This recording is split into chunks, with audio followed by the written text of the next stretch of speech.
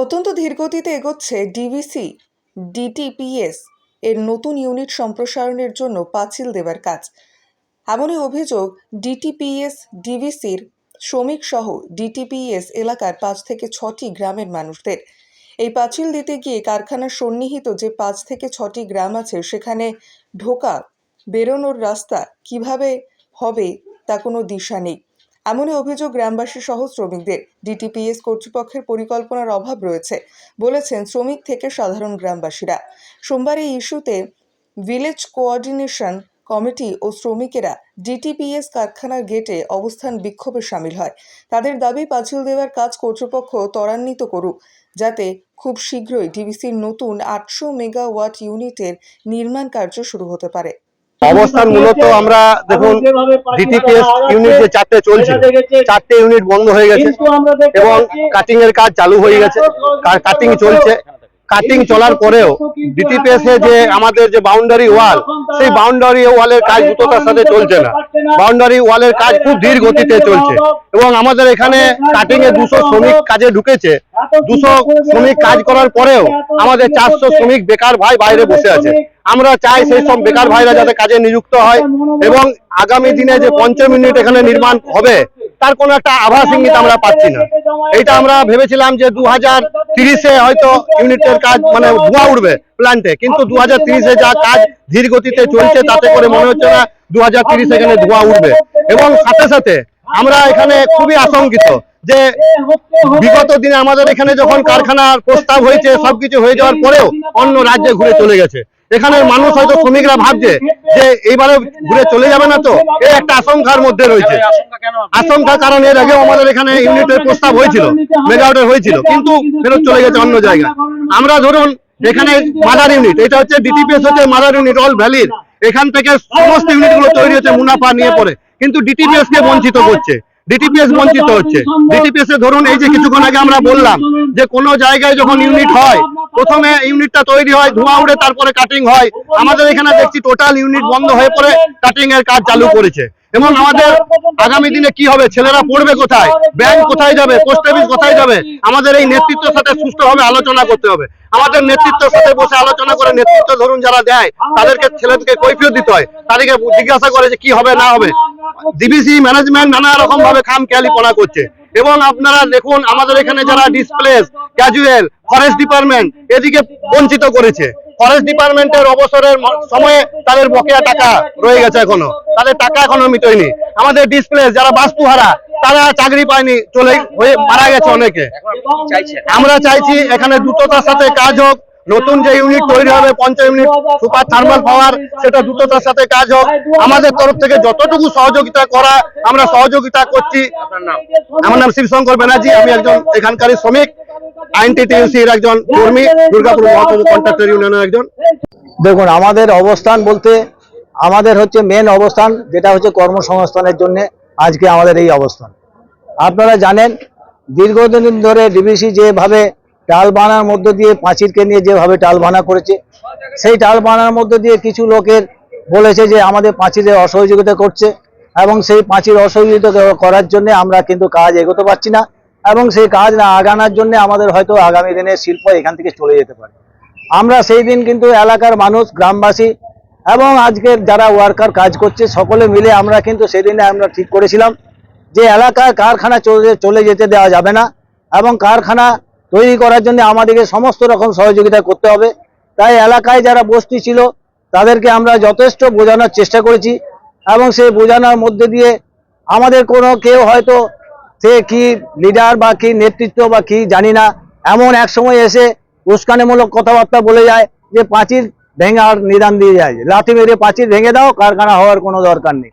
পরবর্তী সময় দেখা যায় যে কোনো আমাদের কোনো মানে উপর নেতৃত্ব কেউ নাকি বলছেন যে আগে বন্ধ হোক কারখানা, আগে পুনর্বাসনের ব্যবস্থা হোক। কিন্তু আমাদের দেখেছেন উপরে আছেন ঈশ্বর, নিচে আছেন মায়া মমতাময়ী মা, তার নিচে আছেন মাটি আর বাংলার মাটি। এই মা মাটি মানুষের সরকার এবং প্রশাসক তিনি যেভাবে বলে দিয়েছেন যে এলাকায় আগে কারখানা, এলাকায় যারা এইভাবে বস্তি করে আছেন তাদের যদি কোনো রকম কোনো ব্যবস্থা হয়, আমরা যেমন আগেও বলেছি যে কোনো রকম আমাদের কোনো অসুবিধা নেই, এখনো আমরা সেই একই কথাই বলছি। কিন্তু কারখানাকে কোনো রকম কোনো বাধা দেওয়া যাবে না এবং কারখানাকে এগিয়ে নিয়ে যেতে হবে। একটা কথা জিজ্ঞেস করি, সেটা হচ্ছে আপনাদের ভিলেজ কোঅর্ডিনেশন কমিটির পক্ষ থেকে এর আগেও আমরা দেখেছি যে আপনারা কারখানার পাঁচিলের জন্য হাত লাগিয়েছিলেন। তো হঠাৎ করে আজকে কেন মনে হচ্ছে যে কারখানা কাজ ঢিলে হচ্ছে বা কারখানা অন্য জায়গায় চলে যেতে পারে আশঙ্কা প্রকাশ করছে?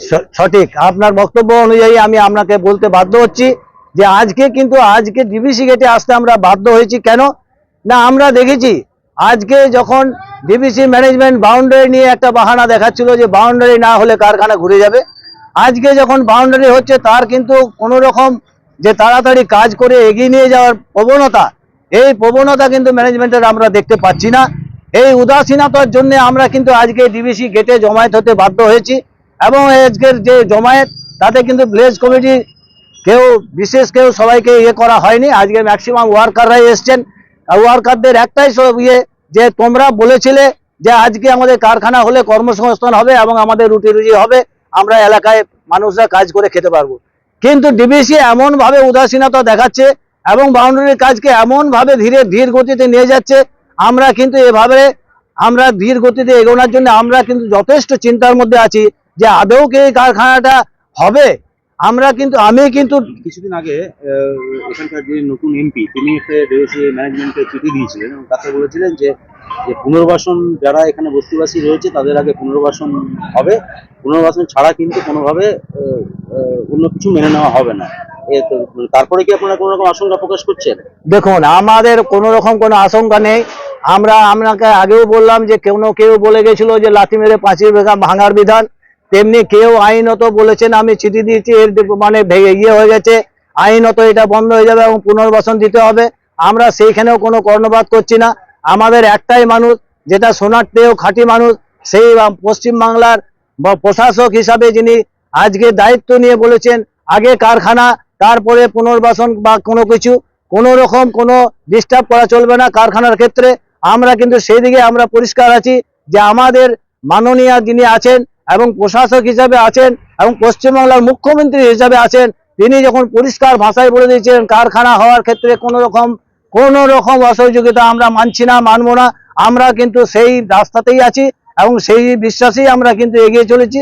সেটাই আমরা কিন্তু আমাদের কাছে আছে এবং থাকবে। ডিবিসি কর্তৃপক্ষের কাছে আপনারা কি চাইছেন? ডিবিসি কর্তৃপক্ষের কাছে আমরা একটা জিনিসই চাই, আপনার কাজকে সম্প্রসারণ করুন, আরো আগান এবং আগানোর পরে আমাদের তাড়াতাড়ি যাতে যে মডার্নাইজেশনের কাজ শুরু হওয়ার কথা, সেই মডার্নাইজেশনের কাজ যাতে যত তাড়াতাড়ি সম্ভব আপনি কাজ করার চেষ্টা করুন, যেটার মধ্যে দিয়ে আমরা এলাকার মানুষকে যেমন বোঝাতে পারবো এবং এলাকার মানুষকে বোঝাতে গিয়ে আমাদের যেগুলো আসছে একটাই প্রথম কথা হচ্ছে যে আমাদের এখানে একটা হসপিটাল আছে। আমরা এসআইপির মাধ্যম দিয়ে আমরা এখানে হসপিটালে লোকাল এলাকার মানুষরা কোনো রকম ছোটখাটো ট্রিটমেন্টের ক্ষেত্রে আমরা সহযোগিতা পাই।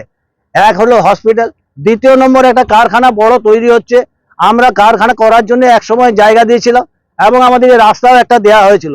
আজকে এতদিন আলোচনার মধ্যে দিয়ে কিন্তু আমাদেরকে কিন্তু এখনো একটা রাস্তা, সুস্পষ্ট রাস্তা আমাদের কিন্তু এখনো পর্যন্ত দেয়া হলো না এবং সেই রাস্তাটা যাতে আমাদের ইমিডিয়েট সুস্পষ্ট রাস্তা হিসাবে দিয়ে দেওয়া হয় এবং এলাকার মানুষকে আমরা যাতে বলতে পারি তোমাদের যাতায়াতের রাস্তা আমরা বার করে দিয়েছি।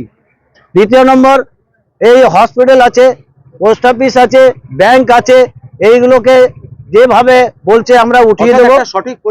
সঠিক পরিকল্পনা আমরা ডিবিসি ম্যানেজমেন্টের কাছে চাই এবং যত তাড়াতাড়ি সম্ভব এই সঠিক পরিকল্পনাকে সামনে রেখে এলাকার মানুষকেও আমরা যাতে বলতে পারি যে পরিকল্পনা হয়েছে, পরিকল্পনা চলছে, এগুলো নিয়ে আপনাদের দুশ্চিন্তা করার কারণ নেই এবং ওয়ার্কার দিকেও আমরা যাতে বোঝাতে পারি তোমাদের কর্মসংস্থানের জন্য আমরাও চেষ্টা করে যাচ্ছি, যত তাড়াতাড়ি রিভাম্পিংয়ের কাজ তাড়াতাড়ি হয় সেই ব্যাপারে আমরা ডিবিসি ম্যানেজমেন্টের কাছে আজকের এই ডেমনস্ট্রেশনের মাধ্যমে আমরা বোঝাতে চেয়েছি যে আমাদের এইগুলোকে সামনে রেখে সম্প্রসারণের কাজকে তারা ত্বরান্বিত করুন যাতে তাড়াতাড়ি কাজকর্ম হয়। আপনার নাম?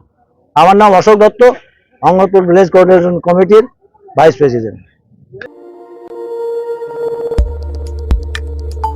আমাদের সাথে থাকুন এবং দেখতে থাকুন নিউজ প্রাইম টাইমস, আপনাদের সাথে আপনাদের পাশে।